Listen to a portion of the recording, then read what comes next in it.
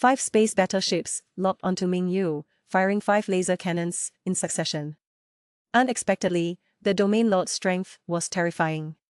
Ming Yu actually faced the laser cannons head-on with his bare hands, ultimately destroying all 5 space battleships.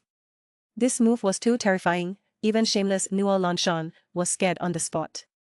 The scene then flashes back to a few days ago.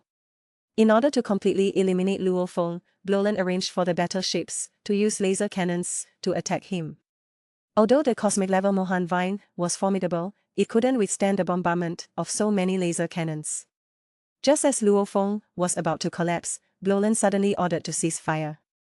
Angrily, Nuo Lan Mountain questioned why Luo Lan didn't take the opportunity to kill Luo Feng. In fact, Luo Lan hated Luo Feng very much, but she couldn't help it. After all, her grandfather had already given the order. The negotiations between the 3X Mountain and the Black Dragon Mountain Imperial Marshal Corps had been completed, and since they had obtained the final password, there was no need to continue the war. Although Luo Lan was unwilling, she had no choice but to stop the fight according to her grandfather's orders. After Luo Feng was fortunately rescued and prepared to leave the interstellar boundary, he didn't expect the despicable Fog Lord to start the countdown to closure. This old man was indeed malicious. According to the Fog Lord, the interstellar boundary would close after 2 Black Dragon hours. If they hadn't left the interstellar boundary by then, everyone could stay in the interstellar boundary as sacrifices.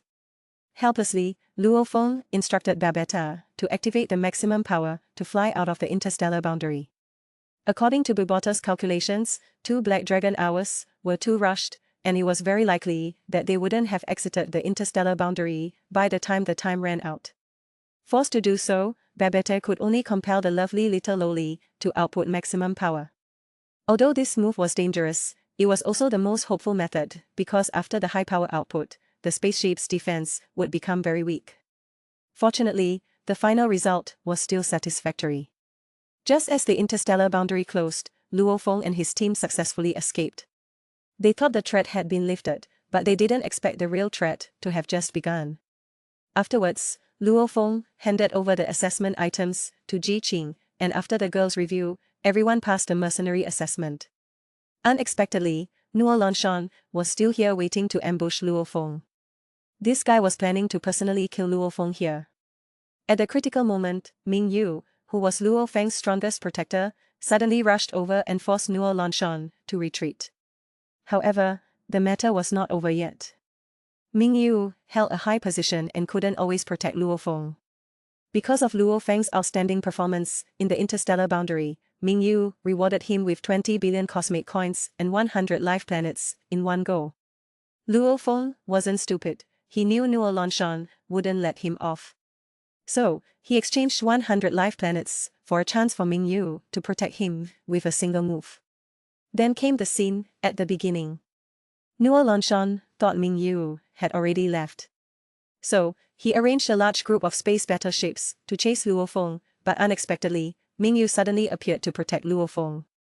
Just mere laser cannons, as a domain lord powerhouse, Ming Yu wasn't afraid at all. He directly faced the laser cannons with his bare hands, ultimately destroying all the space battleships. Seeing such heavy losses, shameless Nuo Lan Mountain was scared on the spot. How valuable is the battle armor that replaced Mohan Vine, far exceeding all the inheritances given to Luo Feng by Huyanbo? Even the Lord of Chaotic City was extremely envious. When Mohan Teng evolved, Luo Feng began to dominate the interstellar boundary, starting with annihilating the squad of 1,000 led by Gaisai. From the moment he entered the Thunder World, he had been entangled with Gaisai and Chiu Yu, avenging the deaths of Tiger, Iron South River, and Gaia. Mohan Teng's attack power was fully demonstrated at this moment. But as Luo Feng said, he and Mohan Teng were one body, and what was even more powerful was Mohan Teng's defense, which could withstand continuous attacks from C2 great laser guns.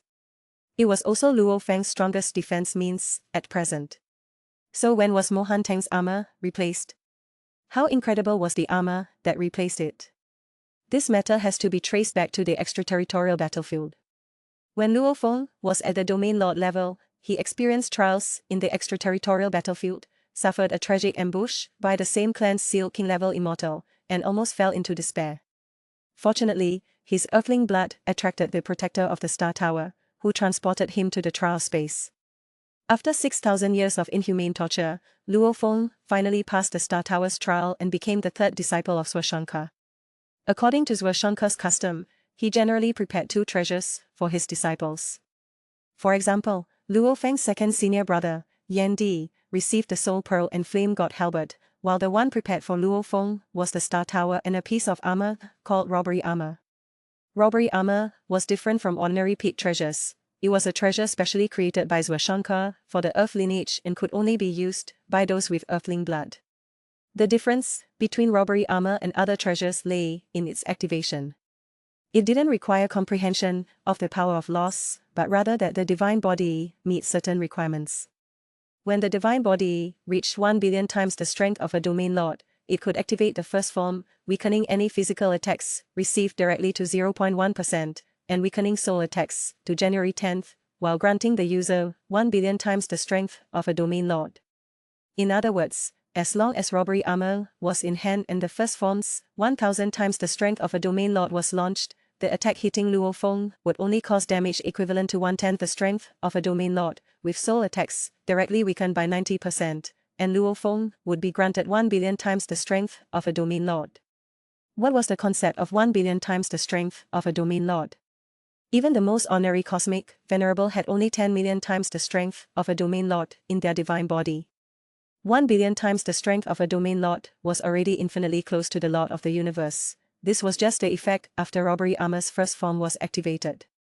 The second form required 100 billion times the strength of a domain lord to activate, weakening physical attacks to 1 in 10,000, soul attacks to January 10th, and granting 1 trillion times the strength of a domain lord. The third form required 10 trillion times the strength of a domain lord to activate, weakening physical attacks to 1 in 10,000, soul attacks to 1 in 10, and granting 100 trillion times the strength of a domain lord.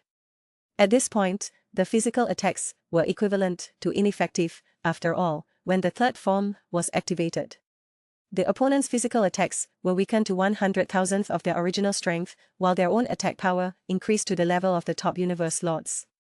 After all, with just a casual strike, they carried the power of 1 trillion times that of a domain lord, a method of release and secret technique enhancement that was difficult to imagine just how powerful it was. It was precisely because of having such a bug-like armor that Luo Feng could already contend with universe lords when he was at the cosmic venerable level. After all, if your attacks couldn't harm me, but I could unleash power comparable to yours, anyone would have to admit defeat. Some might say that it could be overcome by relying on realm suppression, absolutely capable of breaking through the defense of robbery armor. However, once we look at the conditions of use, we will understand. For Luo Feng to use such an incredible armor, he must at least reach the level of a cosmic venerable. And the highest combat power in the original universe was only that of a universe lord. Any higher would be suppressed by the will of the original universe. Therefore, when Luo Feng replaced his armor at the level of a cosmic venerable, he was already invincible in the original universe. Although there were still people he couldn't defeat, there was no one who could kill him anymore, not even Zhuo, probably. If it was just about making the user powerful, many people might not have any thoughts. After all, the restrictions of robbery armor were too obvious. It could only be used by those with earthling blood, and while those outside Earth might have exceptional comprehension, they generally had weak bodies, with Luo Feng, who had practiced the 9 Chaos Manual, being an exception. These peak treasures could be said to be specifically tailored for Luo Feng alone, yet robbery armor had an incredible function. It could incubate a purple body. It could produce 4 levels of purple iron: Imperial, Royal, Commander, and Ice. The power of the Commander and Ice purple iron was most influenced by Luo Feng. The reason why the Golden Armor Beast incarnations were able to earn the title of King of Knife River was largely thanks to the Commander Iron, and one could only imagine the power of the Royal and Imperial Iron above it. It could be said that with just the purple iron, one could easily assemble a powerful army. The reason why no one dared to provoke the Yan clan, apart from the Universe Lord Yan Emperor, was also because they possessed robbery armor, and their overall strength was not to be underestimated. Although the subbody of the armor had the same bloodline restrictions as the main body and required the Earth lineage bloodline to be used, it was enough to make the Lord of Chaotic City, such an existence, tempted. For great men, who dedicated their lives to their tribes, what they liked most were treasures that were beneficial to themselves while also greatly benefiting the tribe. As for the bloodline issue, there were too many ways to solve it. The most direct method was to transfer Earthlings.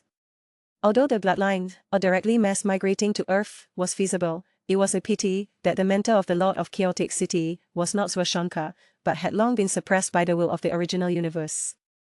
After all, such treasures could only be made, and the cost of doing so was unimaginable. Even the inheritance that Huyanbo left to Luo Feng probably didn't add up to a fraction of it. Luo Feng, a name that resounded throughout the universe. Just over 3,000 years after participating in the assessment of the Universal Mercenary Alliance, he successfully broke through to the Domain Lord realm. This was big news. For a moment, the entire universe was shaken, even those Seal King Immortal level powerhouses were paying attention to him. Luo Feng's breakthrough brought many benefits. Not only did he receive a large reward from the Virtual Universe Company, but he also gained the favor of the Lord of Chaotic City, who directly took him as a disciple. The Lord of Chaotic City was an extraordinary figure, but he didn't care about Luo Feng's possession of the Golden Horn Beast, because Luo Feng's soul was of pure human lineage. To cultivate this proud disciple, the Lord of Chaotic City even specially gave him a treasure, the Slaughter Wing. For Luo Feng, this was like adding wings to a tiger, raising his strength to another level. So, how strong is Luo Feng now? Even Huyanbo, who had once killed Seal King Immortal level powerhouses, could only be considered insignificant in front of Luo Feng. This is not bragging. Luo Feng's current true strength is enough to kill Huyanbo, who is at the Seal King Immortal level. Back in the Thunder World, Hagaraf and Jiang Tiancheng could barely breathe under the pressure Luo Feng casually released. Moreover, after breaking through to the Domain Lord realm, Luo Feng could still cultivate the 9 calamity secret left by the God King powerhouse Swashanka. This technique was simply a divine tool. It could greatly enhance the life gene level of practitioners and simulate oneself as a small universe, slowly pushing forward one's own evolution.